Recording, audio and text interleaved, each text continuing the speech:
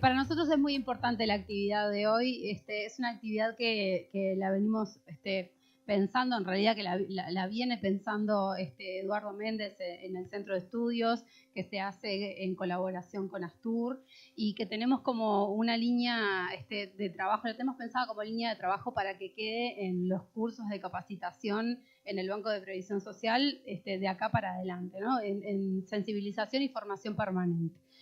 Realmente es una temática que a nosotros nos importa mucho, trabajamos día a día, todos los que están aquí y las que están acá, trabajan día a día con personas mayores y necesitamos constantemente capacitarnos y aprender también cómo dirigirnos a ellos, cómo estar con ellos, cómo trabajar, sobre todo con una población envejecida como la que tenemos y que cada vez va a ser más. Y además nosotros también llegaremos a eso en algún momento de nuestras vidas. Así que, sin más preámbulos, y además aclaro que yo no tenía idea de venir a presentar la actividad, yo quería venir a escuchar la actividad, pero está bueno siempre tener unas palabras con ustedes que se hicieron un ratito para venir a compartir con nosotros. Así que voy a presentar, en este caso, y le agradecemos por estar acá con nosotros, a Alejandro López, que es magíster en gerontología social, doctor en ciencias de la salud, docente e investigador universitario y referente en enfoques de atención centrada a las personas, cuidados y aprendizajes intergeneracional. Así que con esta presentación le agradecemos y le damos el espacio a quien realmente nos importa escuchar, que es Alejandro. Muchas gracias.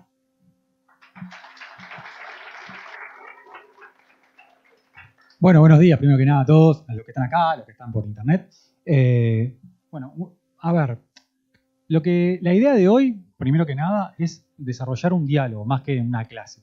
¿Qué quiero decir con esto? Yo les voy a estar preguntando cosas, ¿sí? De hecho, ahora nomás les van a empezar a repartir un código QR que necesito que entren, que no sé si va a dar para todos porque la aplicación deja solamente que conteste 45 personas, pero para arrancar a hablar un poquito de estereotipos y para arrancar a hablar un poquito de lo que es el edadismo, que básicamente es el estereotipo referido a las personas mayores en concreto, necesitamos primero saber dónde estamos parados y dónde estoy parado con la gente que tengo enfrente.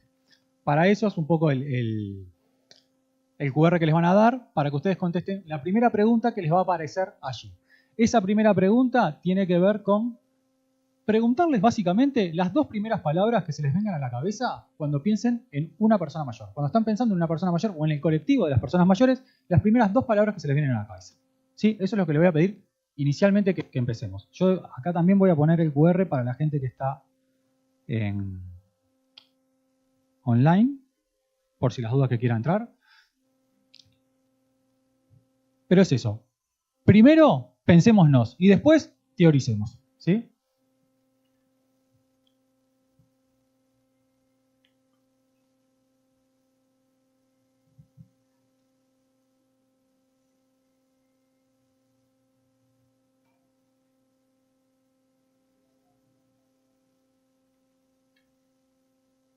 Allí en la pantalla van a ir apareciendo las palabras, en nube de palabras, como para tratar de ver qué es lo que estamos pensando todos.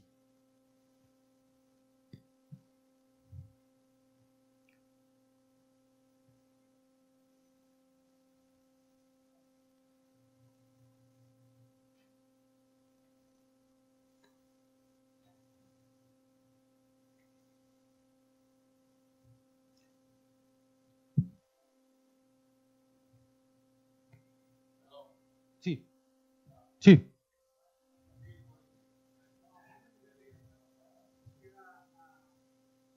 El código te tendría que llevar a la primera pregunta.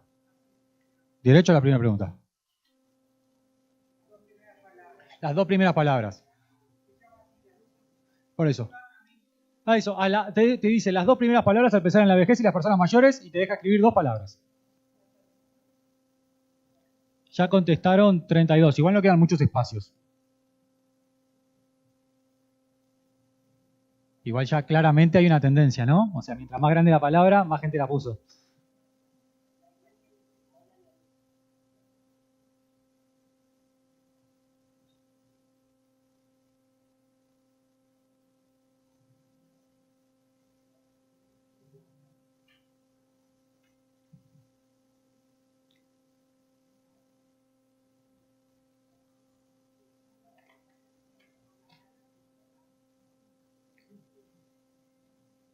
Bueno, bien, ya tenemos unas cuantas, igual pueden ir sumando, pero para no hacerlo tan largo esta primera parte. Como verán, como les comentaba, las palabras mientras más grandes, más menciones tuvieron, más protagonismo ganan en la opinión generalizada. Cuando yo pienso en personas mayores, los que estamos acá, pensamos en, primero, personas que están solas, personas que son frágiles, personas que necesitan cuidados, que son vulnerables, que están excluidas y que necesitan atención. Básicamente lo que estamos pensando es horrible, ¿sí? O sea, es difícil de poder imaginarse esa situación, uno en esa situación, ¿sí? La realidad es que, como todas las personas en la vida, muchas de esas palabras sí reflejan la situación de algunas de las personas mayores. El problema no es ese, el problema es que no reflejan la realidad de la enorme mayoría de las personas mayores. Y sobre eso es sobre lo que va esta charla, ¿sí? Sobre tratar de entender que si lo primero que pensamos cuando pensamos en las personas mayores es en todos aquellos atributos que son del orden de lo negativo o de lo deficitario, eso construye una forma de enfrentarse a esas personas. ¿Qué les quiero decir con esto? El estereotipo, es decir, estas palabras son del orden de lo cognitivo, de la opinión, de la creencia. Pero esas creencias luego devienen prejuicios. ¿Qué son los prejuicios? Cuando yo al estereotipo, a la palabra, al concepto, le cargo una emoción. Es decir, no solamente pienso que está sola, sino digo, pobrecita, está sola. ¿Sí? Y además, cuando a ese concepto cognitivo le cargué la emoción, ¿qué es lo que me está quedando? La conducta. ¿Qué es lo que yo voy a hacer cuando me encuentre con esa persona mayor? ¿Cómo la voy a encarar a esa persona mayor? ¿Y alguna vez ustedes se sintieron encarados desde la lógica de pobrecito? Piensen en eso y piensen cómo se sintieron cuando los encararon desde ese lugar. ¿Sí? Porque esa es el nudo de toda esta charla. El nudo de la charla no tiene que ver con reconocer o no reconocer los estereotipos o los conceptos. Lo que tiene que ver es con reconocer las prácticas que derivan de esos estereotipos y de esos conceptos. Si yo logro modificar mi forma de ver al otro, puedo modificar mi forma de trabajar o de actuar o de intervenir o de simplemente tratar al otro. ¿Sí? Hay otras palabras. A ver, tampoco vamos a ser tan así. A ver, hay algunas otras palabras que tienen que ver con la tranquilidad, con el viejo solitario, con la palabra viejo. Y acá tenemos un temita. Yo siempre le digo esto a mis alumnos en clase. Les digo, en este lugar, y acá aplica acá también, en este lugar, cuando yo estoy hablando de personas mayores, también voy a hablar de viejos. ¿Por qué voy a hablar de viejos? Porque si a los niños les corresponde la niñez, a los viejos les corresponde la vejez. Y no hay tutía, y no es una mala palabra en sí misma. Ahora, hay algunas corrientes, hay algunos teóricos y hay algunos países que asocian directamente la palabra viejo con el concepto utilitario de lo viejo, es decir, con el concepto de vejez asociada a la condición de objeto que entró en desuso. ¿Sí? Ahora, si estamos hablando de vejez como etapa, el viejo es la palabra que corresponde a la etapa y nada más que eso. Por lo tanto, no tendría por qué ser un problema. Acá. ¿Qué quiero decir con acá? Cuando yo me voy a enfrentar con una persona mayor, ¿tá? Esa persona mayor puede sentirse identificado con el concepto de viejo y puede ser feliz de que le digas viejo y no hay ningún problema. Otra persona con otra trayectoria de vida, con otra concepción de lo que es la vejez, ni le digas viejo y está bien. Tengo que respetar su preferencia y su gusto. ¿Sí? Si yo voy a España, y estuve en España, y digo viejo, es mala palabra. ¿Tá? Ahora, si voy a España, y muchas veces en algunos ámbitos digo y hablo de los abuelos, está todo bien. Y a mí me juntaba la cabeza con los pies cuando me pasaba eso estando en España. ¿Sí? Era como muy chocante para mí culturalmente, pero yo me tengo que adaptar a la cultura del otro, al pensamiento del otro. Acá, en principio, todo bien con pensar en viejos y pensar en abuelos, pero evitemos hablarle a las personas mayores como si fueran todos abuelos, porque de hecho, la mayoría no, muchos no lo son, y la tendencia es a que cada vez menos lo sean, y eso lo sabemos por una cuestión demográfica. ¿Está? Les pido un favor más. Vamos a pasar a la siguiente. Les tendría que aparecer ahora en el teléfono este concepto. Las dos primeras palabras al pensarme transitando mi propia vejez. Piénsense en ustedes con 80 y pico de años. Y piensen qué palabras asocian a su propia vejez con 80 y pico de años. Es decir, cómo se imaginan de viejos. ¿Desapareció?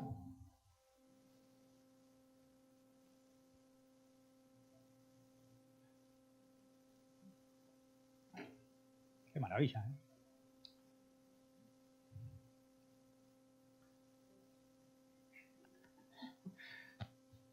La pedrera, baliza. Está bien. ¿Por qué no? A ver, acá decimos la pedrera baliza, en España decimos Ibiza, ¿no? Mallorca.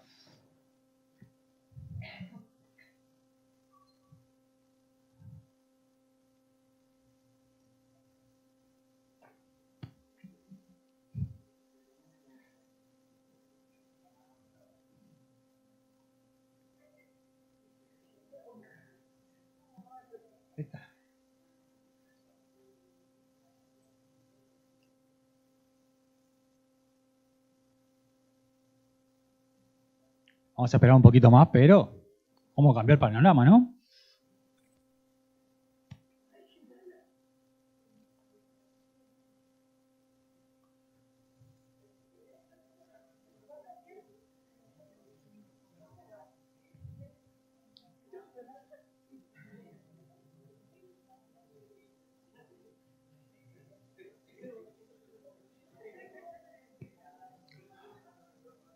Bueno, faltan algunas respuestas más que irán llegando, pero ya estamos armando un cuadro de composición bastante distinto. Es bastante, primero que nada, obviamente primero que nada les agradezco la honestidad. Segundo, esto no falla nunca. No falla nunca. ¿Cómo cambia la percepción cuando es mi vejez la que está en juego, no? ¿Cómo cambia la forma de ver a la vejez cuando yo no estoy viendo la vejez de los otros o lo que creo de la vejez de los otros, sino cuando estoy viendo mi propia vejez o lo que yo pretendo en mi propia vejez? Ahora, y es un poquito en lo que vamos a entrar al inicio mismo de la charla, para yo lograr esto, en principio, tengo que estar bastante lejos de creer lo otro. Porque si creo lo otro, tengo muchas más chances de desarrollar eso otro. Eso se llama autoprofecía cumplida. ¿Sí? ¿Qué es la autoprofecía cumplida? Es, si yo creo que las personas mayores, como colectivo, tienen potencialmente o particularmente características negativas, tanto eso permea mi forma de pensar y de tratar y de relacionarme con las personas mayores, que cuando llego a la vejez, entiendo que esa es la forma de transitar la vejez. Es lo que hay. ¿Por qué? Si todo el tiempo, todas las personas que yo interactué, o que yo creía que interactuaba, o que yo pensaba que eran, lo hacían de esa forma, ¿por qué yo sería diferente? ¿Ah? Es lo que se llama autoprofecía cumplida, que genera, entre otras cosas, pasividad, mayor adaptación como a las circunstancias, pero una adaptación pasiva, una adaptación casi les diría del orden de la falta de la pasión, que es un poquito en el concepto que voy a entrar ahora. Pero bueno, es interesante ver que disfrute, tranquilidad, libertad, la verdad que entre la libertad y la soledad hay una distancia sideral. De la soledad no deseada siempre estamos hablando, ¿no? A todos nos gusta estar solos en algunos momentos. Digo, pero dentro de lo que es la soledad no deseada. De todos modos, a ver, tampoco... Las palabras que más destacan son palabras del orden de lo positivo, a diferencia de las otras que eran del orden de la fragilidad, y están hablando de un paradigma de envejecimiento activo o saludable. ¿Sí? De todos modos, hay algunas palabras ahí medio en la vuelta que tienen que ver con la pobreza, con la invalidez. Hay algunos otros estereotipos que tienen que ver con el concepto de viejo rezongón o viejo cascarrabias, también lo vamos a ver. ¿Sí? Aparecen otros conceptos como desafíos, como nuevos, sí. La vejez es una etapa de nuevas aventuras, estaría bueno pensarlo de esa forma. ¿Tá? Y aparte de que es una etapa de nuevas aventuras, es una etapa larga. Cuando digo larga, es larga. ¿Tá? Pero bueno, le voy a pedir ahora, como última, primera parte de esto, es que elijan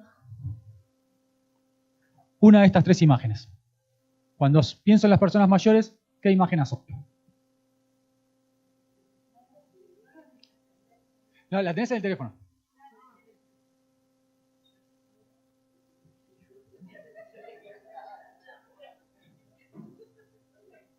Ah, disculpen, olvídense que es diciembre, ¿no? O sea no lo piensen, claro, no lo piensen en cómo estoy llegando a diciembre.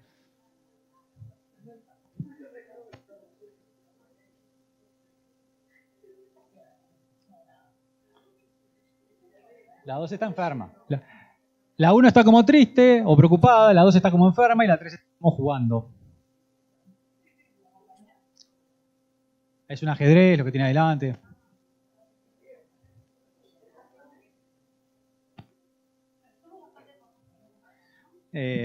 Sí, si comparó con la Diapo 1 no, pero sí. Digamos que entre la 1 y la 3 pasaron cosas y ya ahí ya fuimos modificando un poquito la forma de tratar de ver a las personas mayores. Bueno, les comento a modo como un poco de anécdota, pero que también viene al caso. Vieron que les comentaban que yo soy investigador en la Universidad Católica. Hicimos un proyecto en el que juntamos personas mayores y niños preescolares a lo largo de 8 ciclos de talleres de aprendizaje intergeneracional. ¿Sí? Al principio, a los niños les mostrábamos estas imágenes y les decíamos que nos señalaran qué imagen, niños de 5 años, qué imagen asociaban a las personas mayores. Bueno, de un grupo de 30, las 3/4 partes de ese grupo señaló o la imagen 1 o la imagen 2. A los 5 años, los niños ya tenían imágenes negativas respecto a la vejez. Hicimos el ciclo de talleres. ¿Sí? Cuando terminó, les volvimos a mostrar la imagen a los niños. Lo que pasó fue lo contrario. De los 30, las 3/4 partes marcaron la imagen 3 y solamente 7, o muy poquitos, marcaron la imagen 1 o 2. Y lo otro que pasó es que ningún niño que había marcado alguna imagen buena, o más positiva, digamos, pasó una imagen negativa. ¿Qué quiero decir con esto? Que es, cuando yo me enfrento a la población y dejo de lado mis creencias previas, es muy factible que el estereotipo o el preconcepto pueda cambiar. Ahora, ¿qué pasa cuando yo estoy en contextos, por ejemplo, en contextos laborales, donde la imagen y donde el funcionamiento y la funcionalidad de las personas con las que estoy trabajando se asocian más a la imagen 1 y 2? Es mucho más difícil de deconstruir eso. ¿Por qué es más difícil, básicamente? Porque si yo estoy trabajando día a día con personas con niveles altos de dependencia, y es muy difícil que me construya una imagen de la vejez en clave positiva. Ahora, si yo no me construyo una imagen de la vejez en clave positiva, veo solo la mitad del vaso medio vacío. Es decir, veo solo la dependencia. Y lo que no termino de ver en esas mismas personas que están en situación de dependencia son las potencialidades que esa persona tiene y que pueden mejorar tanto su calidad de vida como pueden mejorar también mi salud mental. Porque es muy difícil lidiar todo el día con el sufrimiento, con la queja, ¿tá? Y con el dolor ajeno. Esto tanto para los que están acá como para los que están trabajando en, por ejemplo, en un residencial 8 horas por día. ¿Sí? Bien. ¿Tienen dudas hasta acá? ¿Alguna pregunta, comentario? ¿No? Perfecto. Un segundito.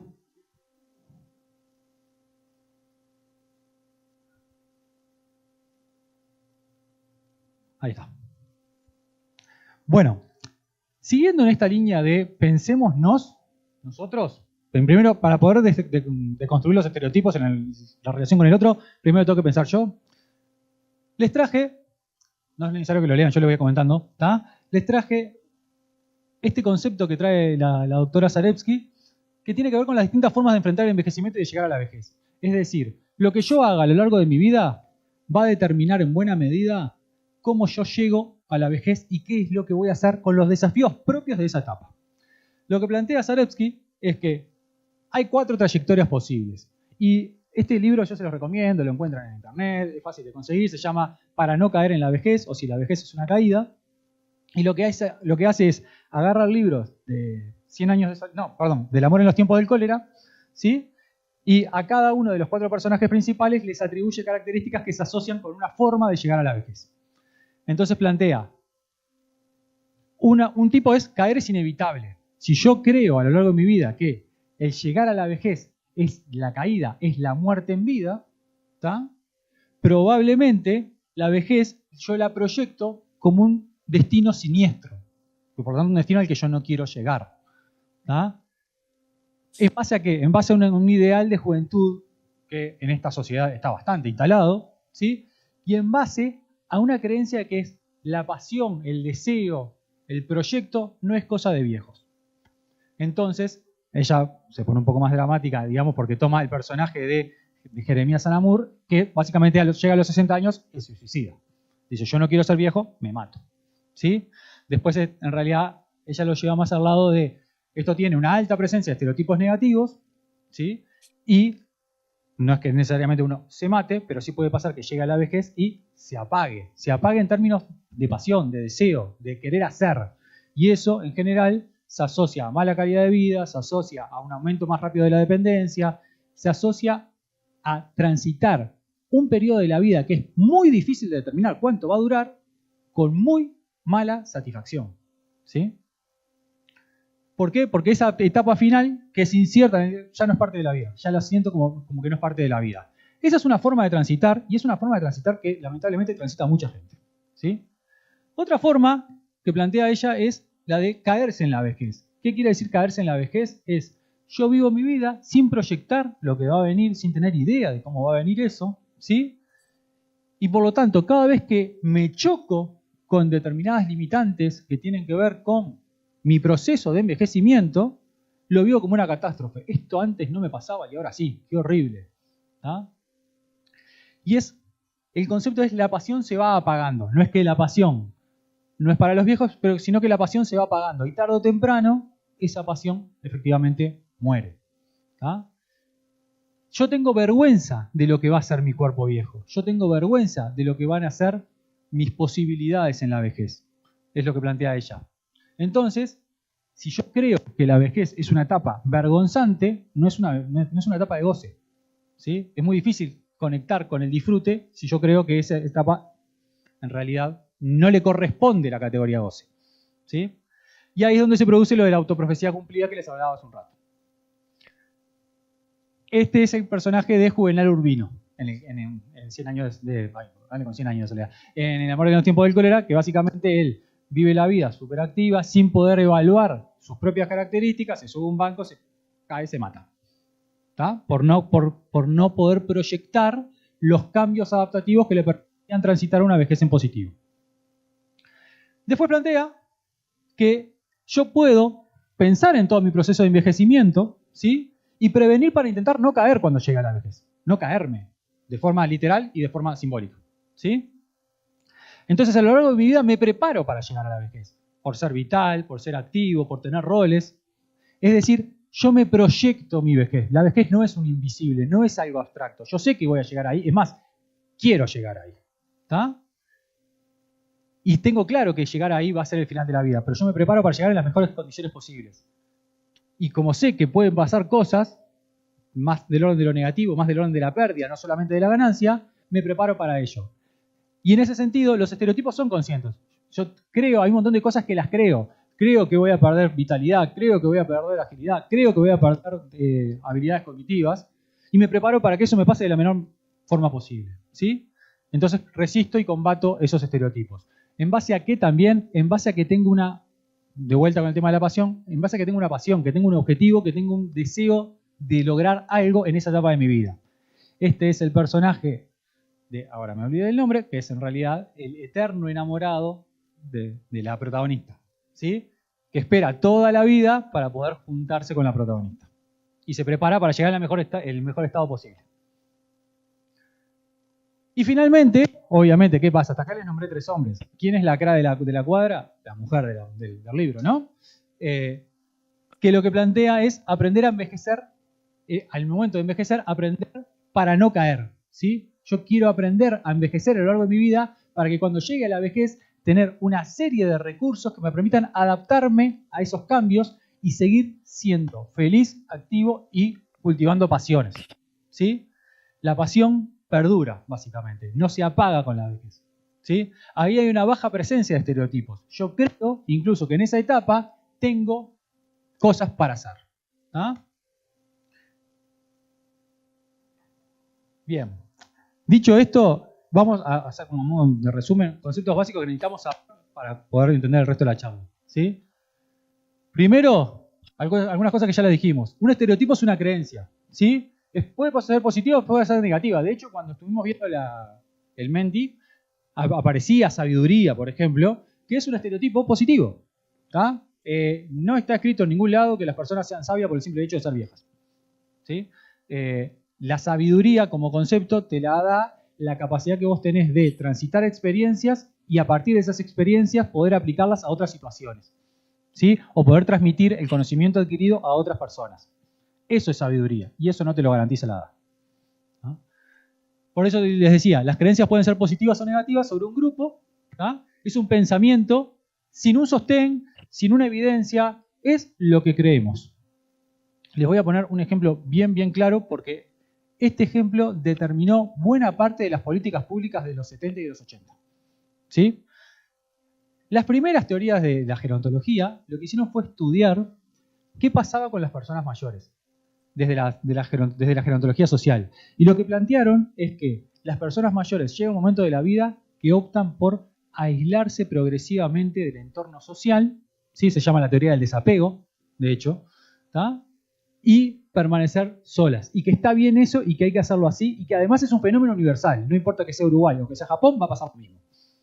Y eso fue una teoría que se validó en los 60 y los 70. Y entonces, ¿qué hizo eso básicamente? Nos dijo a todos, está bien, déjalo solo. ¿Está? Porque la ciencia dice que hay que dejarlo solo. A esa teoría se contrapusieron otras. Una de las teorías que se contrapuso más rápido fue al revés, era la teoría de la actividad. No, a los viejos hay que hacer que los viejos sigan haciendo cosas todo el tiempo. Y la mayor cantidad de cosas, mientras más cosas, mejor. ¿Está? Otro error. ¿Por qué? Primero, porque eso depende de cada persona. Y segundo, porque si yo no me tomo un trabajo pequeño, que es, preguntémosle a los viejos qué es lo que quieren hacer, ¿sí? Puedo llenar de propuestas que no conectan con el interés de esas personas mayores. Eso, permítanme decirles, pero esto sigue hasta hoy. ¿Está? O sea, cuando uno recorre instituciones, ve proyectos de trabajo, te quedó precioso, pero ¿tenés idea si esto le importa? Después dicen, no funciona, no viene, no, se queda quieto. Y bueno, pero si no les interesa. Si yo no voy a ir si no me interesa, salvo que esté obligado, ¿no? Pero si no, no voy a ir. ¿No? Bien, les comentaba, el estereotipo es una creencia, es cognitiva. El prejuicio es un sentimiento, una actitud. ¿Tá? Por ejemplo, si yo creo que la persona es lenta, me molesta. Yo no sé cuántos de acá suben o no suben cotidianamente a los ómnibus, pero traten de subir un ómnibus un domingo, ¿tá? Y van a ver actitudes de las personas mayores son lentas con me molesta de todos los colores. ¿Sí? Lo vemos cotidianamente. ¿Sí? No entienden. ¿No entienden o no lo sabemos explicar? Es lo que hay que preguntarse, ¿no? ¿Ah? Me dan ternura. Y yo qué sé, capaz que la persona, por ejemplo, ay, me da ternura, el viejito me da ternura, y ay, qué precioso, y capaz que combatió 3 guerras, fue madre de 7 hijos, y, o sea, vivió penurias que no podemos vivir nosotros en 3 vidas, y a mí me da ternura. Es como raro, ¿sí? Les decía, desde el estereotipo cognitivo al prejuicio afectivo viene la conducta discriminatoria, una acción concreta que limita derechos, ¿sí? Que limita oportunidades o que limita un trato digno. Por ejemplo, no contratar a una persona porque tiene más de 60 años. Listo. Aunque estamos acá, digo justo que estamos acá, y toda esta discusión se está dando, más allá de que se esté dando la discusión de la edad jubilatoria, también uno tiene que pensar en los criterios de contratación, cuando uno ve los llamados y las limitaciones en las edades de los llamados. ¿Sí? ¿Cuál es el criterio? ¿Por qué es el criterio? ¿Qué es lo que a mí me hace pensar a priori que una persona es más válida que otra? Simplemente con un criterio de edad. ¿Ah? Eso es, por ejemplo, una conducta discriminatoria directa. ¿Sí? Otra conducta discriminatoria directa podría ser que una persona, por estar en silla de ruedas, no pueda acceder a determinados lugares. Listo. ¿Por qué? Porque está en silla de ruedas. ¿Y es culpa de él que está en silla de ruedas? O sea, ese es el tipo de cosas que uno las tiene que poder pensar. ¿Por qué una persona cursando una demencia no puede participar de las actividades diarias de un centro residencial? ¿Porque tiene demencia? ¿No será que nosotros tenemos que ajustar la intervención para que esa persona, en función de sus capacidades y de su autonomía, pueda hacerlo? Ese es el tipo de cosas que nos tenemos que plantear. ¿Sí? El edaísmo, acá estamos hablando de estereotipos, prejuicio y conducta discriminatoria. Esto aplica para mucha gente. Las 3 principales son el sexismo, el racismo y el edaísmo. ¿Está? El edaísmo, que es la que nos interesa en este caso, son todos estos conjuntos pensados funcionan solo en función de la edad. ¿Está? Y que jerarquiza pocas características. Esas pocas características, muchas de esas pocas características, son las que vimos en la primera diapositiva, en el primer menti. ¿Sí? Lo primero que ustedes trajeron. Ahora, seamos claros, los estereotipos es lo que se llama un atajo mental. Yo construyo estereotipos y construyo formas de ver al otro porque a mí me permite decir, voy a hablar con ella. Entonces, yo ya tengo una imagen armada de cómo es ella y cómo, por lo tanto, tengo que hablar con ella. en función de qué tan positivo, tan negativa es esa imagen preconcebida de la categoría ella, ¿tá? Es que yo me voy a relacionar. Eso es lo que necesitamos rever, para poder relacionarnos con el otro de una forma más horizontal. Lo que termina pasando con los estereotipos es que nos ponemos en un pedestal y miramos al otro de arriba. ¿Sí? Un ejemplo de dadaísmo es considerar a las personas mayores como incapaces, ¿tá? El viejo inútil, o sin vida sexual por el simple hecho de ser viejos. ¿Tá? Hay estudios de los años 60 que ya dicen que esto no es así. ¿Tá? Ahora, lo que yo les planteo es, piensen, por ejemplo, en muchos de los residenciales y de los hogares, si una persona mayor quiere tener intimidad, ¿dónde? ¿Tá? ¿En qué condiciones? ¿En qué condiciones de intimidad? Porque hay lugares que lo logran, pero ¿en qué condiciones de intimidad? ¿Sí? ¿En qué condiciones de privacidad? Cuidando a la persona en qué sentido. ¿Tiene que ser un trámite burocrático o es una oportunidad? Yo tengo que andar pensando todo lo que tengo que hacer para poder tener intimidad, para poder tener un encuentro con el otro, para estar junto a otro. Son cosas como a pensar. Y tienen que ver en buena medida con los estereotipos.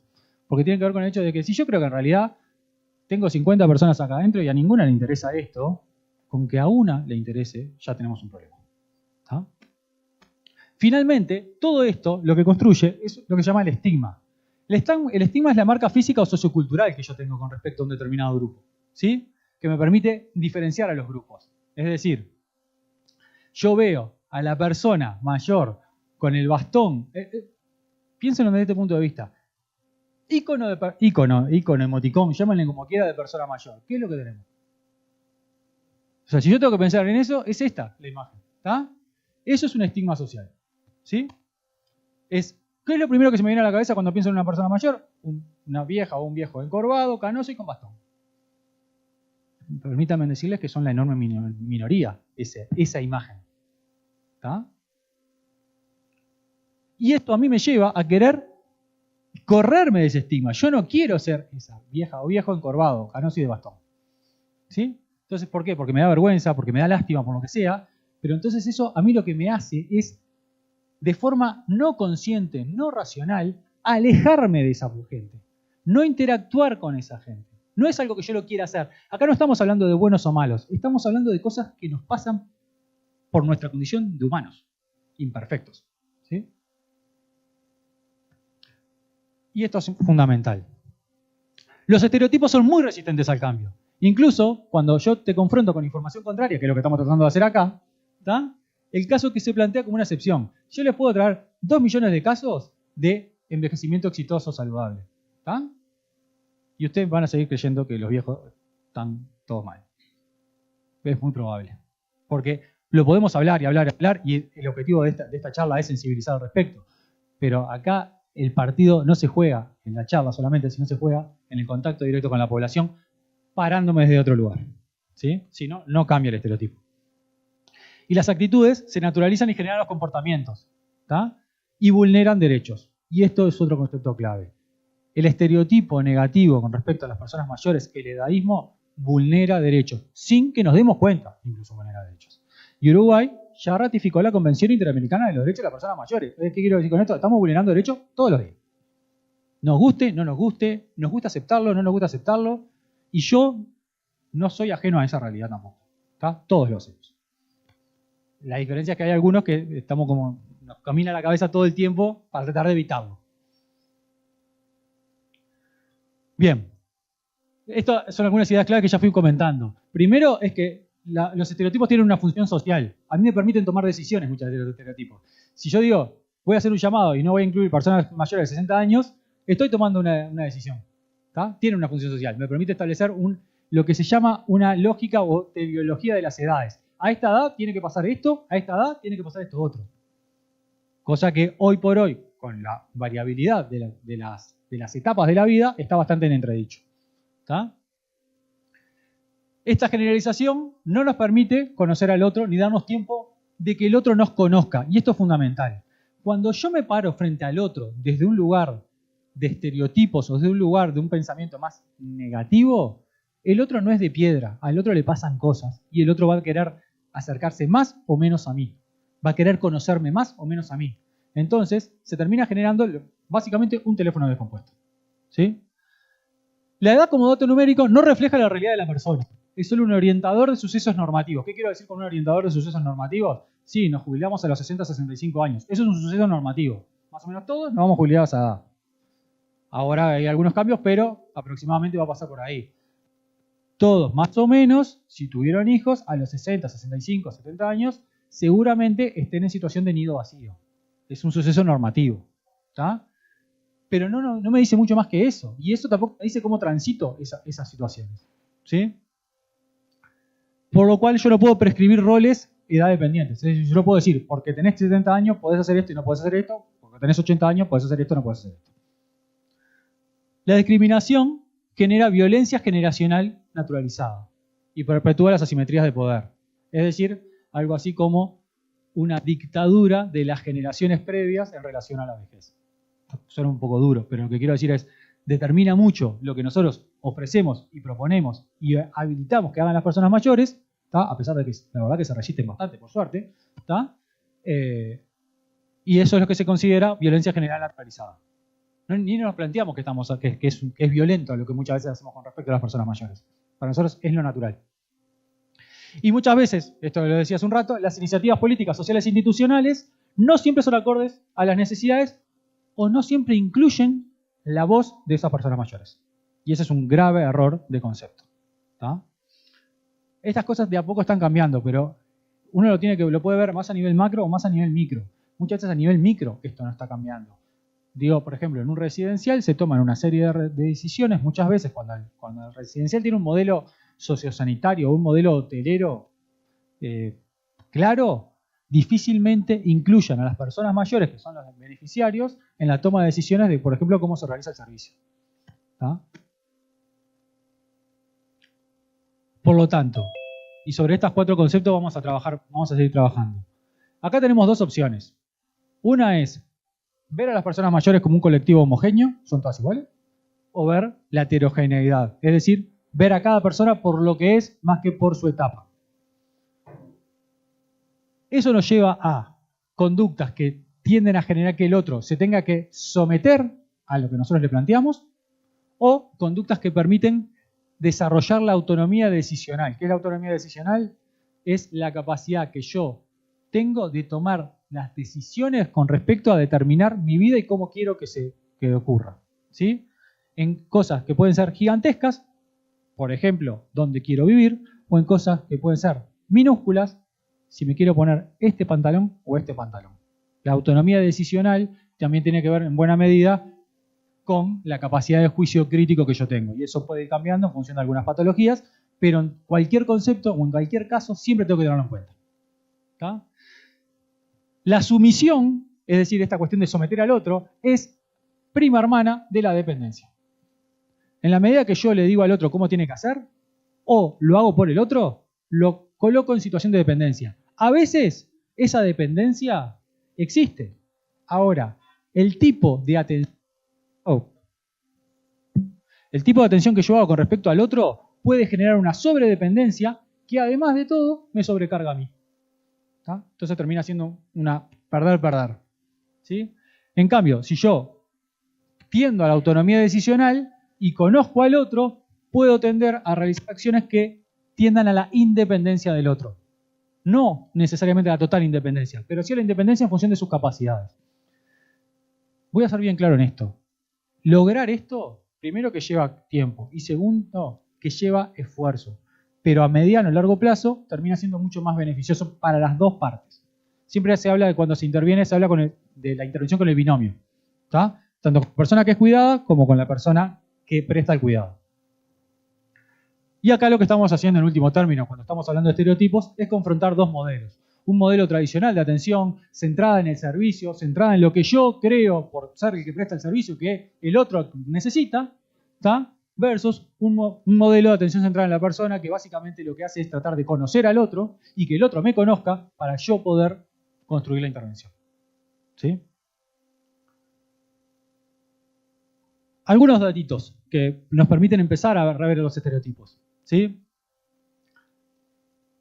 Si yo le digo que el 83% de las personas mayores declara ser independientes, ¿tá? Y que un 16% tienen algún nivel de dependencia, Lo que estoy diciendo es que 8 de cada 10 personas mayores son independientes. Entonces, ¿por qué una de las palabras más grandes que apareció es dependencia? Primer dato, a pensar, ¿no? En la encuesta de longitudinal de protección del 2013 era el 11,5% que tenían dependencia. Ustedes capaz que tienen incluso datos más actualizados, pero los datos más o menos se mueven por ahí. Estamos hablando de que no llega al 20%, o sea, es mucha gente la gente independiente. Que puede tener alguna limitación y necesita algún apoyo es otro tema, pero esto se mide en función de las actividades básicas e instrumentales de la vida diaria. El poder hacer solo. ¿Tá? Ahora, así como les digo eso, también les digo que casi el 70% de, cuando hice mi tesis doctoral, yo evalué a más de 200 cuidadores de residenciales. ¿Sí? Y el 70% tenían niveles altos y muy altos de estereotipos. O sea, con respecto a la vejez. Altos y muy altos. En una escala que va a 60 puntos, el promedio fue 44. Arriba de 40 es muy alto nivel de estereotipo. ¿Sí? Estereotipos tanto vinculados a la salud, como vinculados al carácter, como vinculados a los aspectos sociales. Era completo. ¿Sí? Y esto es lo que yo les comentaba hace un rato del sesgo de confirmación por el entorno. Es decir, yo entrevisté a cuidadores que trabajan con muchas personas en situación de dependencia.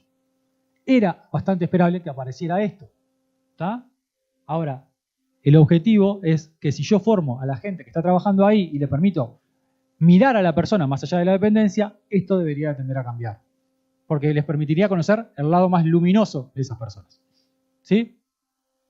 Y este también es otro dato interesante que tiene que ver con que el 15% de una muestra de profesionales latinoamericanos reporta niveles altos y muy altos de estereotipos. Esto es una encuesta que estamos haciendo en este momento con profesionales de muchos países de la región. ¿Sí?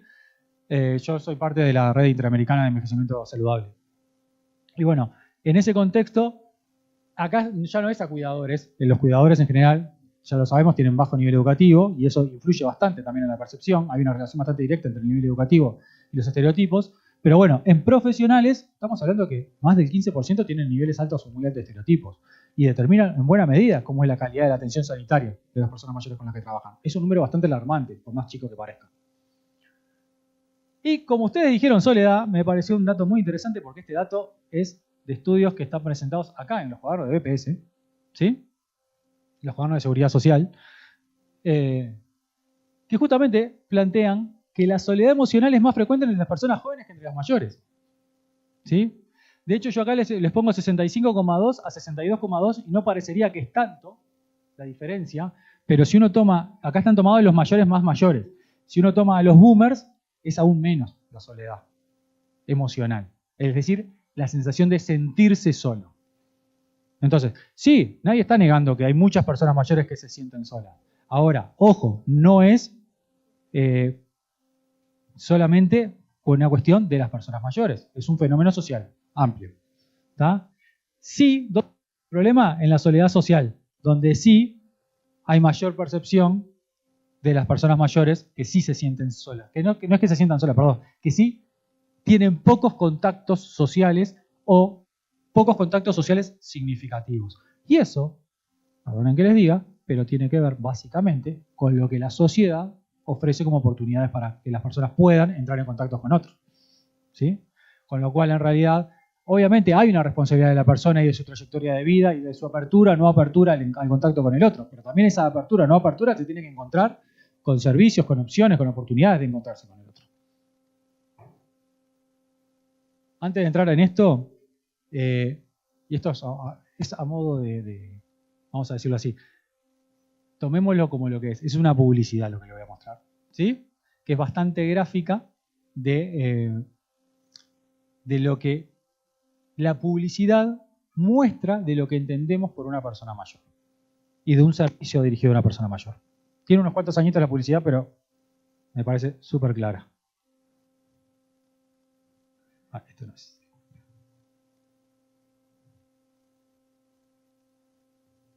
¿Por qué no lo encuentro?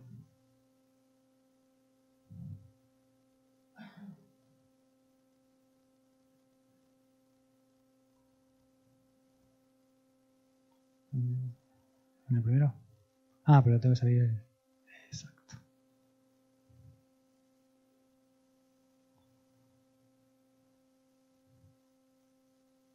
Solo me faltaría un número de contacto por cualquier cosa. Sí, claro, anote. 154-863-3411. Eva. Eva es mi hermana. Yo me la paso viajando todo el día, por eso. Muy bien. ¿Quiere conocer las instalaciones? Le conseguimos una sillita al abuelo, así no se esfuerza. Y este es el playroom, abuelo. Acá pueden jugar a las cartas, los jueves hay un karaoke y los sábados tenemos un bingo. Pero al final te la vas a pasar de joda vos acá. Silla para vos solito, ¿cómo te malcrían, eh? ¿Qué tal, Fermín? ¿Qué me dice el nuevo abuelito? Qué yunta van a ser ustedes, ¿eh? Esta es la parte de las habitaciones. ¡Amelia! ¡Amelia, me dejaste sola! Ella es Inés. ¿Por qué te fuiste? Alumna del taller de teatro. ¡Amelia! Bueno. Sí, le cierro acá si puede ensayar tranquila. Este es su baño y ahora voy a vaciar este ropero para que pueda acomodar sus cositas. Baño en suite, espectacular. Buah, te dejo así te acomodás tranquilo, ¿sí? Te quiero. Bueno. Que no le falte nada.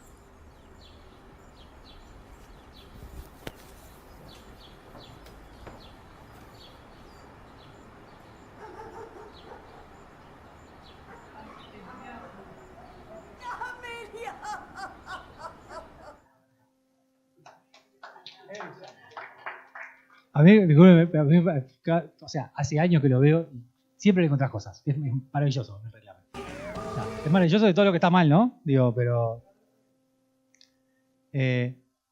bueno, construye una imagen, ¿no? Construye una imagen que, primero, muchas de las personas que se encuentra en la calle y le pregunta cómo se imaginan un residencial, se imaginan muchas de estas cosas.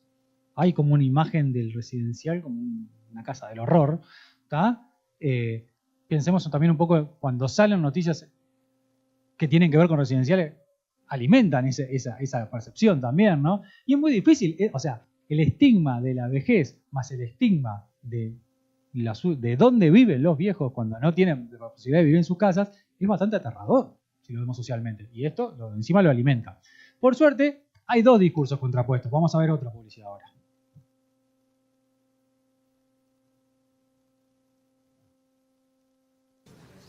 ¿Qué le decimos a una persona que está desganada? Estás viejo. ¿Y alguien que no quiere salir de marcha? Estás hecho un... Abuelo. ¿Y cómo le llamamos a esto? ¿Prejuicios? ¿Injusticia? ¡Ridiculez! Ridiculez. Me gusta. Pero yo le voy a llamar microviejismos. ¿Acaso nos veis incapaces? ¿Sin ganas? ¿Sin ilusión? ¿No creéis que deberíamos dejar de decir pareces una abuela usando el móvil? ¿O estás gaga cuando alguien se olvida de algo? Tienes pulso de abuelo. Corres como un viejo. No les gustaría a muchos correr así. Viejos son unos zapatos sin suela. Vieja es una noticia de ayer. Y viejo es un teléfono con cables. Así que estaría bien que nos diéramos cuenta de que las ganas no son una cuestión de edad.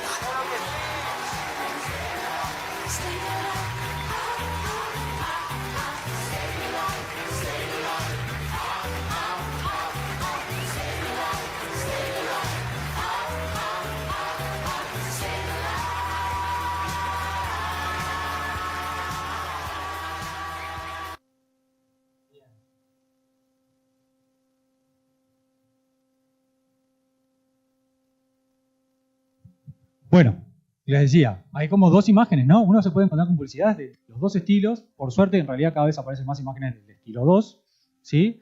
Los medios, en realidad, en algún punto se están dando cuenta de dos cosas.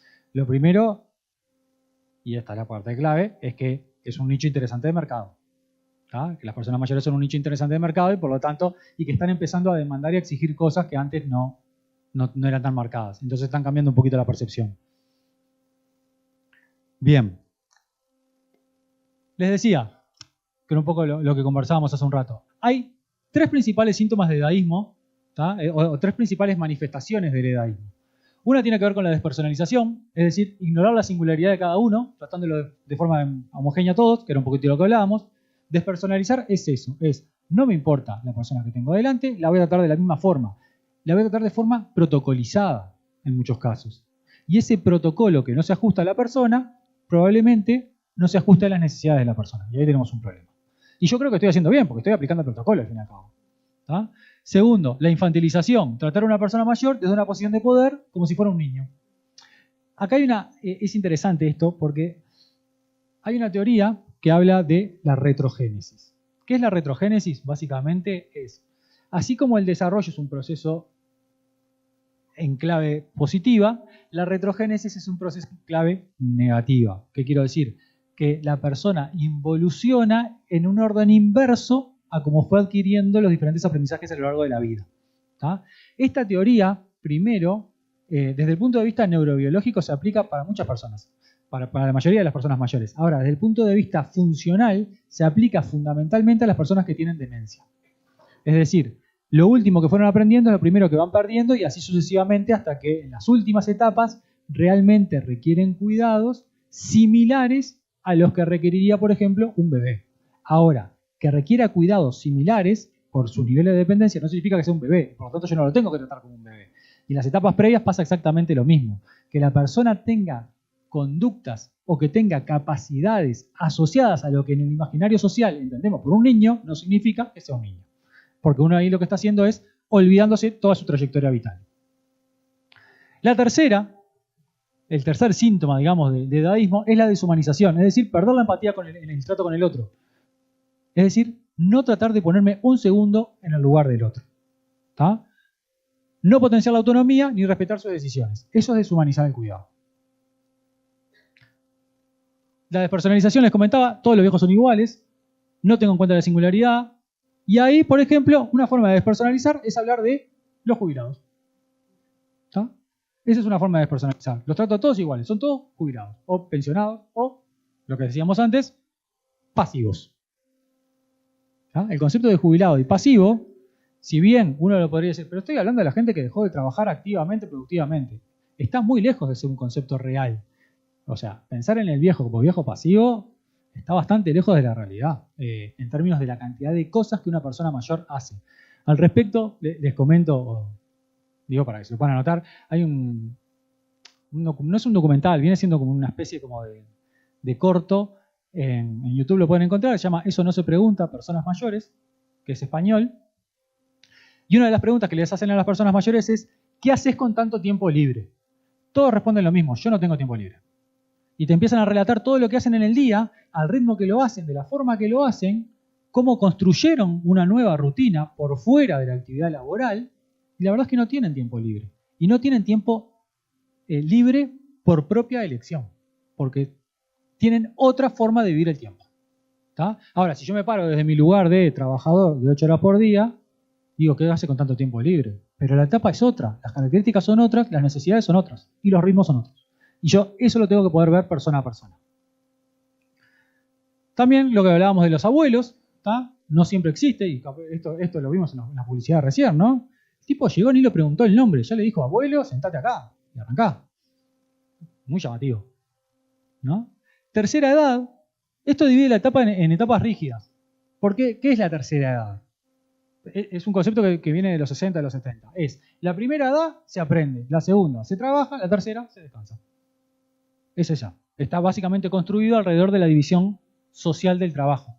¿Sí? Me preparo para trabajar y dejé de trabajar, me toca descansar. Hoy por hoy el concepto de tercera edad en general ya no se usa, ¿tá? Porque se entiende que lo que correspondería a la etapa de la vejez es una etapa en la que se construyen nuevos proyectos vitales.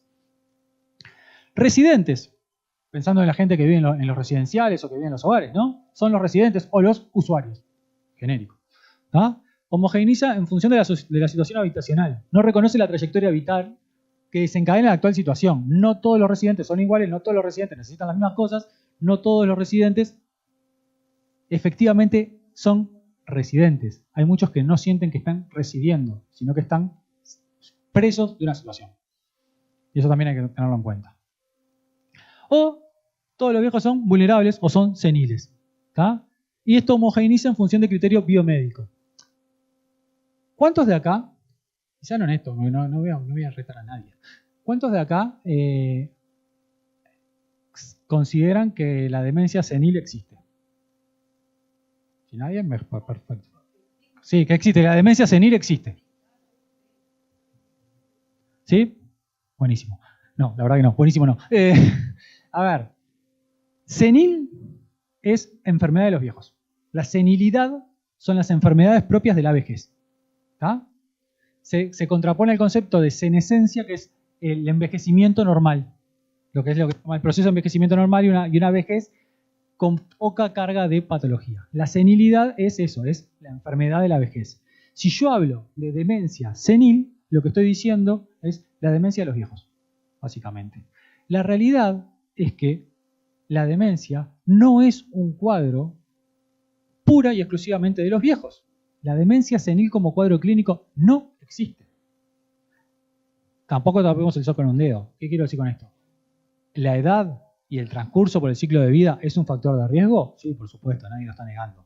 Ahora, que yo plantee que la demencia senil es una patología, lo que estoy diciendo es que por mi condición de ser viejo es muy probable que desarrolle demencia. ¿Tá? Los números lo que dicen es que a los 65 años aproximadamente el 2% de las personas mayores tienen deterioro cognitivo leve asociado a demencia. Y que de los mayores de 85 años, alrededor del 30% lo tienen. ¿Qué quiero decir? ¿Son un montón? Sí, son un montón, pero 7 de cada 10 no lo tienen, ¿eh? Entonces pensar en la demencia senil, es decir, pensar en la demencia de los viejos, es meter a todos los viejos en una misma bolsa. Hay muchas formas de demencia, ¿tá?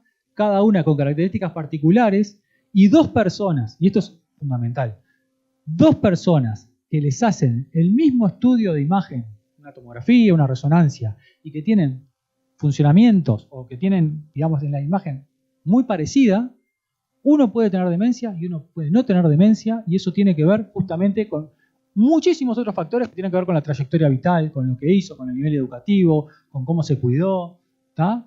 Por lo tanto, esa generalización, llévenselo para las casas, no existe. La demencia senil no existe. Si leen demencia senil, no existe. No sabemos qué es. No se puede describir. ¿Tá? No sabemos si estamos hablando de una demencia tipo Alzheimer, frontotemporal. Justo el otro día estábamos hablando de otra que es una demencia que se llama LATE, que tiene que ver con una demencia de inicio tardío, en los mayores de 80 años. Hay muchas formas de demencia, pero la senil no es una de ellas. ¿Tá? Pero tiene que ver con eso, con esta percepción de que el viejo vulnerable, senil, va a desarrollar una demencia. El mito es esto, que son un grupo homogéneo, que son pasivos, que son frágiles y que son dependientes, y acá las tuvimos todas en el primer Menti, versus una realidad que tiene que ver con la heterogeneidad, es el principal atributo, y las necesidades, deseos, capacidades y aspiraciones son variables. ¿Tá? Lo que cada persona necesita es particular. Y eso nos permite personalizar la atención, que es el principio básico de la atención centrada a la persona. Segundo, son como niños. Es una de las formas de extendidos más extendidas de edadismo. ¿Tá? Y el uso inadecuado del lenguaje es muy natural. Es muy difícil de darse cuenta que uno los está tratando como niños, salvo cuando te lo dicen. ¿Tá? En el mismo video que les comentaba hace un rato, eso no se pregunta, les hacían esta misma pregunta y ellos decían, yo no me dejo tratar como niño. Algunos decían, yo no me dejo tratar como niño, y otros decían, sí, yo me dejo tratar como niño. Si al fin y al cabo soy como un niño pequeño, porque lo que decía hace un rato, muchas de las personas mayores tienen interiorizado el estereotipo y se paran desde ese lugar. ¿Tá? Esto se llama Elder Speak. No sé si escucharon hablar del Baby Talk. Baby Talk es el cómo yo le hablo a un bebé. ¿Tá? Que tiene características particulares. Yo le hablo con un tono particular, de una forma particular, con una gestualidad particular al bebé. Y en realidad eso favorece el vínculo con el bebé. ¿Tá? El Elder Speak es hablarle muy parecido a como se le habla a un bebé. Lástima que es una persona mayor y no le gusta que le hablen así. ¿Tá? Pero lo hacemos bastante. Es decir, levanto el tono de voz, le hablo más fuerte, le hablo cortito, como que si no pudiera retener más de 4 palabras, ¿no? Le uso diminutivos, viejito, abuelito, ¿no? Uso expresiones paternalistas como nuestros mayores o nuestros abuelos. ¿Ah? Muchas veces lo corrijo en lo que dice, como si estuviera mal, o como si estuviera aprendiendo a hablar. No, eso no se dice así, decirlo de otra forma. ¿Ah? Y eso en general genera rechazo. Cuando yo me siento tratado como un niño y no soy un niño, genera rechazo en el vínculo con el otro. Y ya no voy a querer que el otro, por ejemplo, establezca conmigo las rutinas de cuidado. O yo no voy a querer que en el mostrador me atienda esa persona que me trata como si tuviera 4 años. Y que viene atrás otro y lo trata como si tuviera 4 años. Y no tenemos nada que ver, nosotros dos. Ni nos conocemos. Pero bueno, en vez de usar, por ejemplo, nuestros mayores o nuestros abuelos, que implica una posición de posesión y de paternalismo, usemos a las personas mayores, usemos el nombre de la persona. Ahora lo vamos a ver un poquito más adelante. No es tan difícil aprenderse el nombre de la gente. Y a nosotros nos gusta que nos digan por nuestro nombre, básicamente. Si a nosotros nos gusta que nos digan por nuestro nombre, hagamos lo mismo con las personas con las que trabajamos. Pero bueno, el Elder Speak está bastante estudiado, que además genera, sobre todo cuando la persona se somete a eso, genera una situación como de desvalimiento. El otro realmente empieza como a adoptar comportamientos propios del trato con un niño y se para de esa lógica del niño. Y empieza a hacer cada vez menos y empieza a depender cada vez más del otro. Se genera como un círculo vicioso, sostenido por este tipo de comportamientos. Con lo cual a mí me refuerza la idea de no encara nada, ¿no? Es como se genera ese círculo. Deshumanización, la reducción a un objeto. Básicamente tenemos que pensar si las personas mayores son sujeto de derecho o objeto de intervenciones. ¿Sí? Y eso tiene que ver con la empatía. Decime. Sí, claro. Sí, interrúmpame. Espera que te pase el otro micrófono. Espera que te pase el micrófono.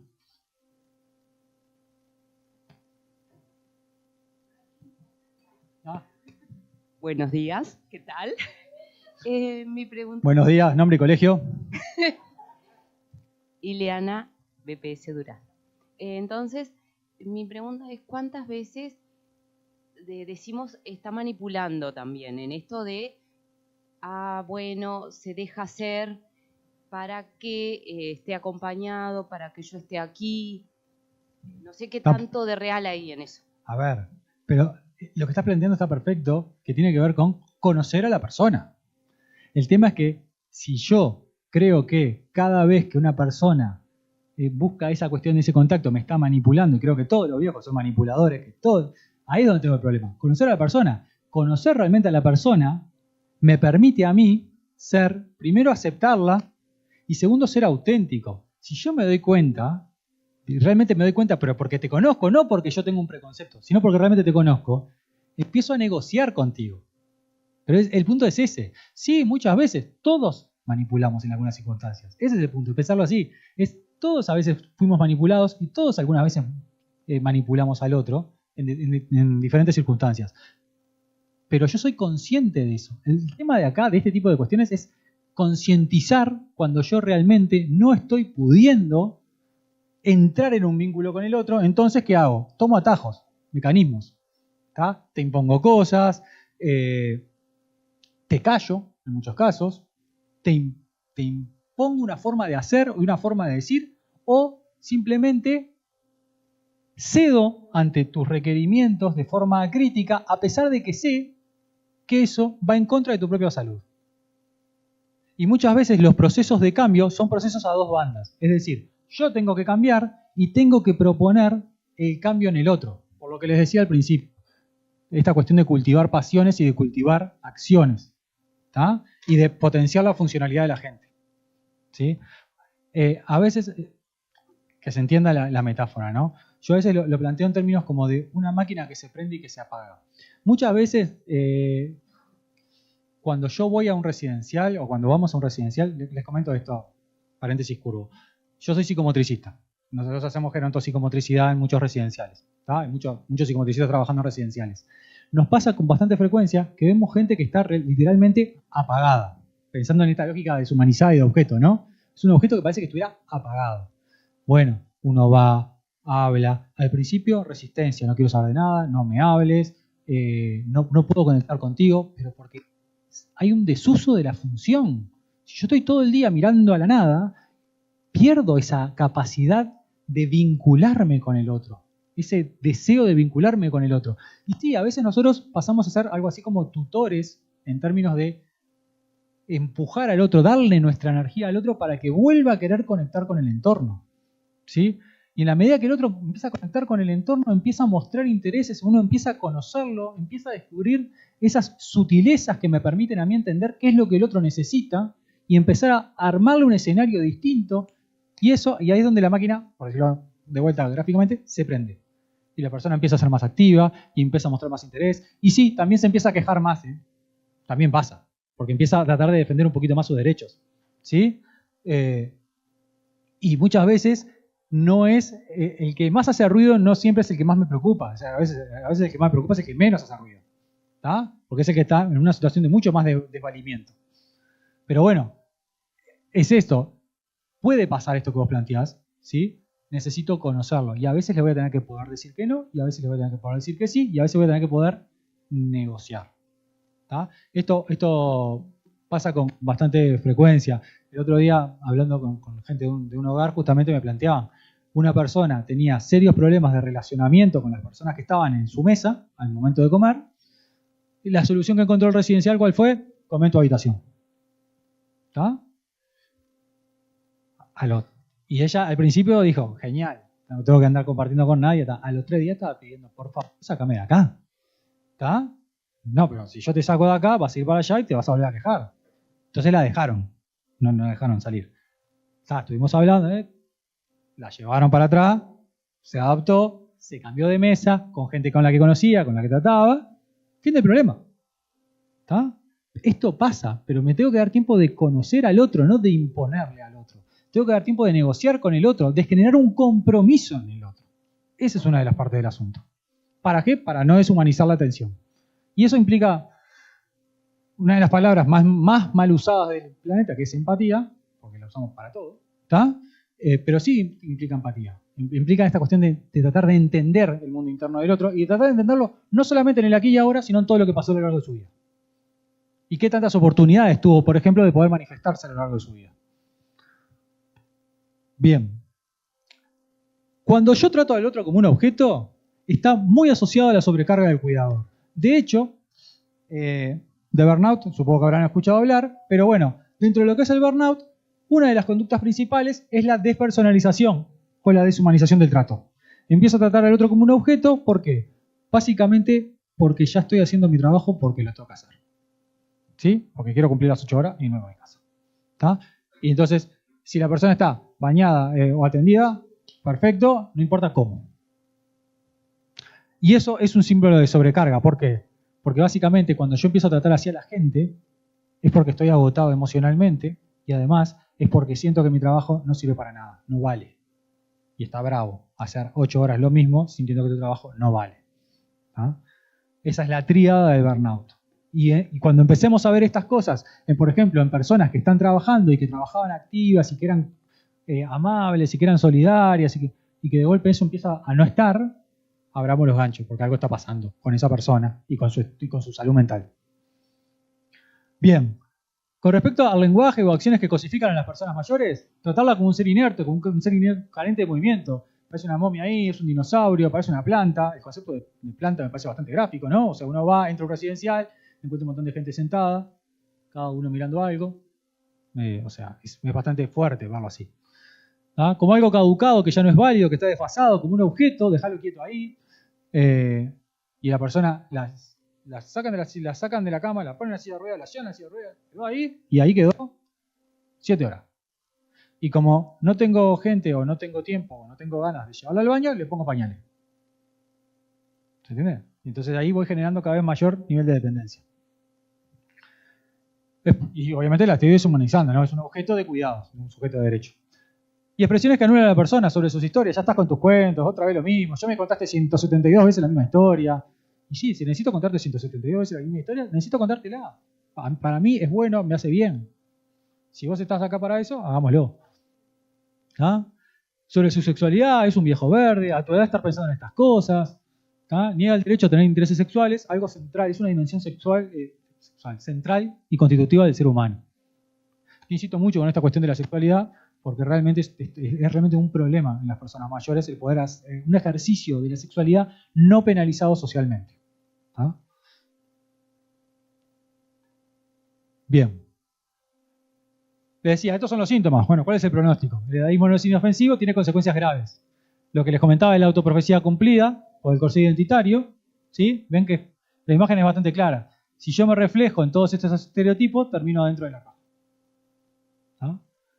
Las personas mayores interiorizan una imagen negativa dominante en la sociedad a lo largo de la vida. Les dije que a los 5 años ya tenemos imágenes negativas. ¿Sí?